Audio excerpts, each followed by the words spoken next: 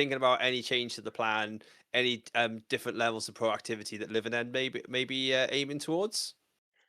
And maybe you switch up your living in count. I talked before about the 2-1 versus the 2-0. Maybe on the play, you think you're gonna slam into counter spells a bit more, so you want to have that third cascade spell or that fourth cascade spell to fight through counter magic. But outside of that, I'm not expecting it too much to change up here. Being on the play is huge. We talked about in the last game how being able to go like frog into Teferi or frog interaction, as we saw in that last game, is pretty massive. Even though you won't be doing anything as living end on the first two turns of the game, just being able to sort of slam a Cascader on turn three is massive. Yeah, yeah, for sure. I think as we sort of seen in that game, I mean, it's probably sort of feeling this. They need to win. They need to win before there's too many resources them to have to fight through. And Matteo has all of that and all of the right things to be able to win the longer game, and win the overall resource war. But I think this will be one of those situations where I think whatever Matteo just brought in is pretty much a stand pat moment, and other than potentially the surgical, you might want to try and snipe it in this game three. Yeah, the only thing I could see is like the surgical, like you mentioned, maybe the inevitable betrayal. You change your mind on it, right? If you think they're all in on that, that's a totally reasonable plan to do. The other thing would be maybe you're a little worried about your mana curve, and so you want to trim down on some of your more expensive cards because you think you need to hold your mana up a little bit. But for the most part, I think the spells you have are the good ones, and you should sort of just present the same game plan. There is the next level sideboarding move here from Mateo, which is you cut all your Traxas, your Gristlebrands, and your Gorios, bring back in some of those worst cards, and then Inevitable Betrayal is hitting Psychic Frog and Emperor of Bones, And if they don't have a living end, then you are in a bit of a tricky game, right? If they start hard casting their creatures, but those creatures don't really win modern games for the most part, so you are going to be able to fight through them a little bit. So that is sort of the next level play here from the Esper Gorios player.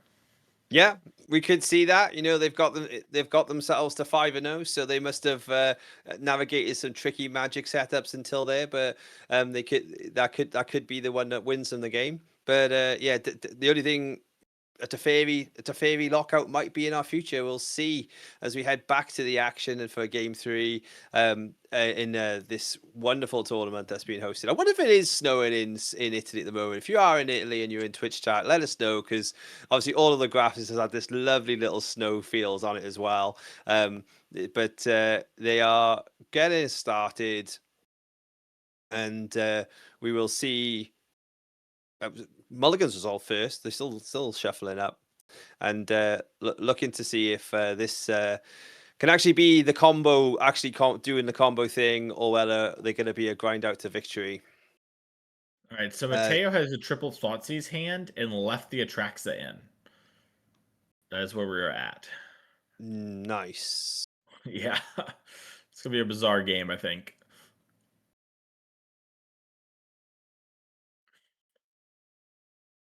Okay, this this is where you get the hand revealed, and then you're like, I don't want you to discard any of it, and then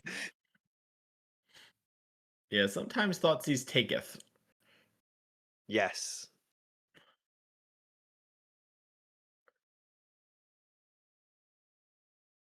Curious here if our living in player is going to potentially fight over it if they have a card like Force Negation. Typically you wouldn't, but Yeah, sometimes you you'd let plan. this go, wouldn't you? Unless you had the key combo pieces already. I know, yeah, yeah. Or Regenerous Hmm. Entity. That makes sense. You still want the land. Yeah, you can't take the land. You wouldn't want to cycle typically something that would draw a card, like a Street Wraith you just leave in hand, unless you had multiple of the Cascade cards in hand and you were just trying to fill your yard. But this is like an untakeable thing, and maybe a sign that we're on two. We were on two lands before this end. We're obviously going to get the full view now, as it looks like the hand is Creature just heavy. MH2 elementals and lands. And this Oy. is. He's handed him back stuff he can't take. Okay. Yeah, Wow. this is a tough Okay. spot. I kind of can see a bunch of different directions.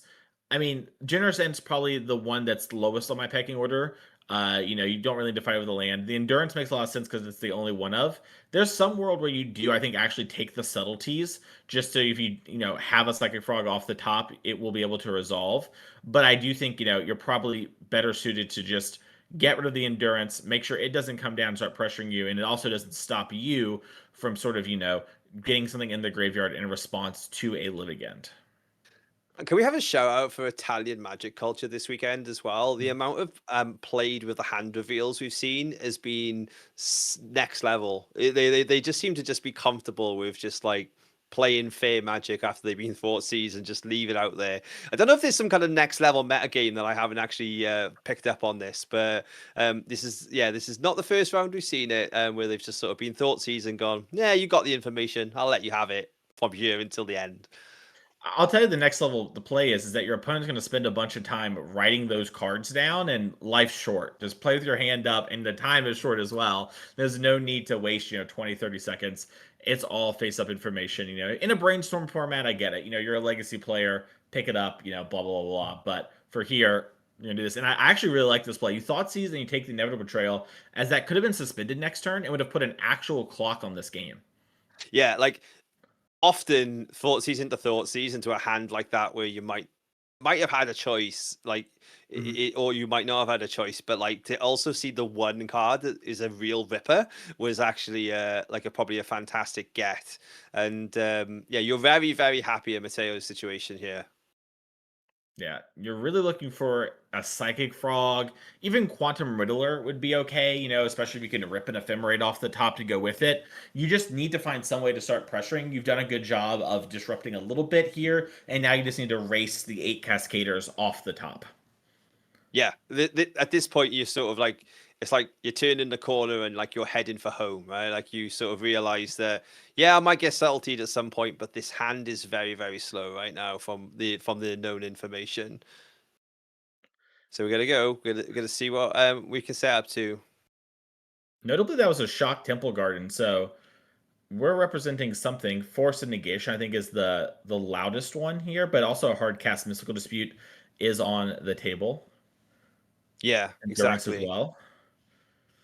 One of those matchups where life totals in the early days don't always necessarily matter so much. So even if you wanted to use that as a bluff, it was it probably held good value to your 2 life as well.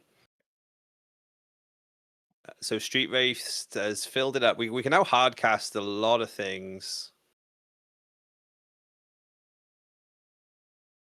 Yeah, this subtlety is just, 3/3 flying annoyance here. And a card like Mm, Psychic Frog suddenly becomes a lot less of a valuable draw, as it's just going to get subtlety attack for 3, subtlety attack for 6. Suddenly you're dead on the next turn. So now Mateo needs to try to find something else. We could potentially, Thoughtseize again, take out one of these subtleties, and maybe clear the way in that regard, or maybe Mystical Dispute a subtlety. But you're going to need to do something and have more of it, quote unquote, in order to fight through here. yeah, you feel like you're gonna at least have to have one little mini battle before we start seeing a board resolve. And he's a Kabbalah Surveyor away. This is stick and hold. So we got Consign and Mystical Dispute is 2 counter spells that we are aware of. Dispute's great here. There's a Oh, it was a frog. frog. Okay. Yeah, Yeah, I mean, this is the play I just talked about. You can play your frog. They'll try to hardcast the subtlety. You'll dispute it and just hope you don't get cascaded to into the next turn.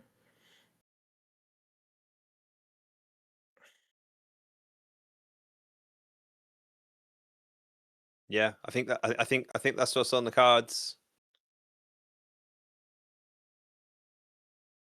Yeah.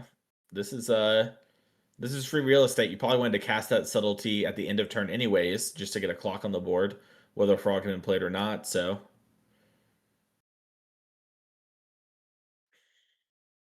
And they seem more than happy to let that go.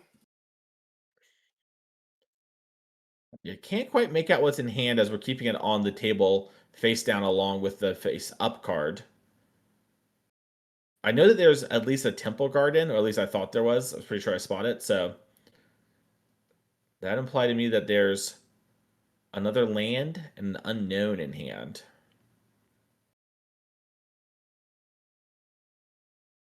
Pass go.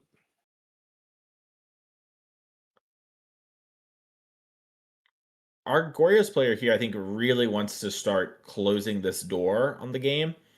Something like, activating your Psychic Frog to get it up to 2 is pretty important. I like to tell people that unless your hand is all gas, you should get rid of something medium just to double the clock, just to, Hmm. make the game shorter, right? Yeah, I could have a counter spell that buys me a turn. I could also kill my opponent, 3 turns sooner. That buys me a couple more turns here.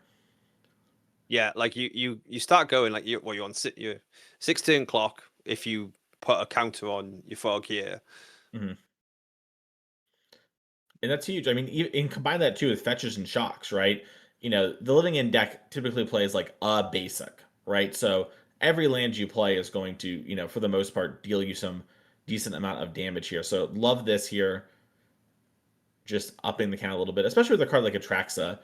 Yeah, I can pitch to Solitude or whatever, but it's fine to sort of throw that in there.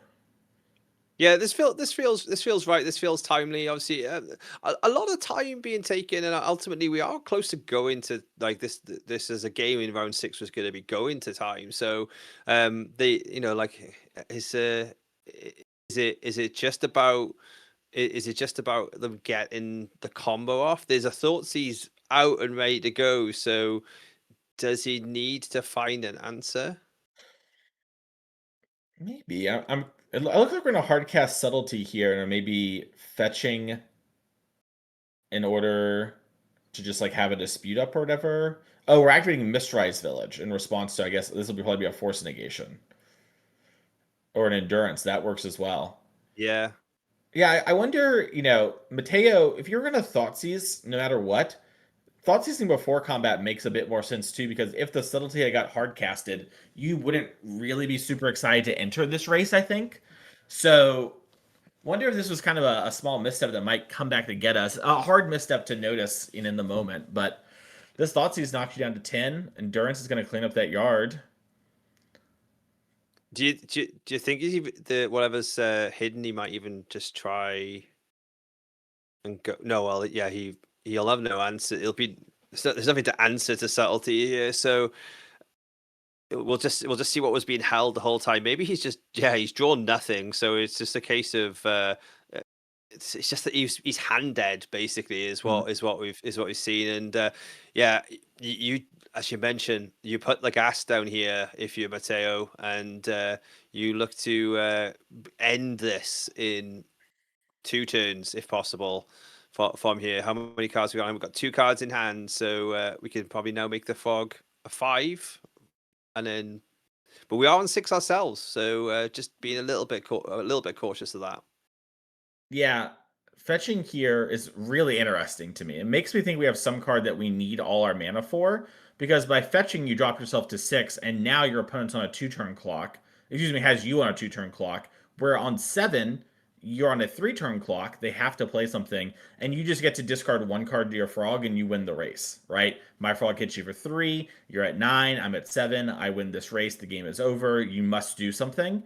Now you have to discard multiple cards, like you talked about, in order to win the race. Now, it's probably just one more card, but one more card that maybe has real text could be devastating in this sort of spot. So I'm curious to see here what cards in hand, and maybe it's something as simple as setting up to draw a hard cast Solitude. I do see fetch land and consign in hand, maybe hedging towards Solitude being the rip here and sort of taking over the game in that regard. Yeah, exactly. And maybe putting up a fight of at some point I might just need to sit back and block this endurance after I've pumped up a little bit. But we'll Mhm. see we'll see the decisions here. Um, nothing be It's almost like the card in hand's not even being peeked at, so don't feel like the decision's either very straightforward or something that he can't have any response to. Oh, thinking about it. Let him make the discard first. Yeah, and Mateo ripping a Faithful Mending for the draw for turn before even the second frog is huge, because now we're back to we win the race naturally, right? We go up Mm. to 8, and everything I just mentioned about, the life totals before the fetch become true again. Well, we're also fetching down to 5 as well. So Yeah. this could be setting up what it could be the last stand, the last last setup of trying to rip the combo or trying to get some kind of answer. The Mistrise Village is there to stop it from being countered.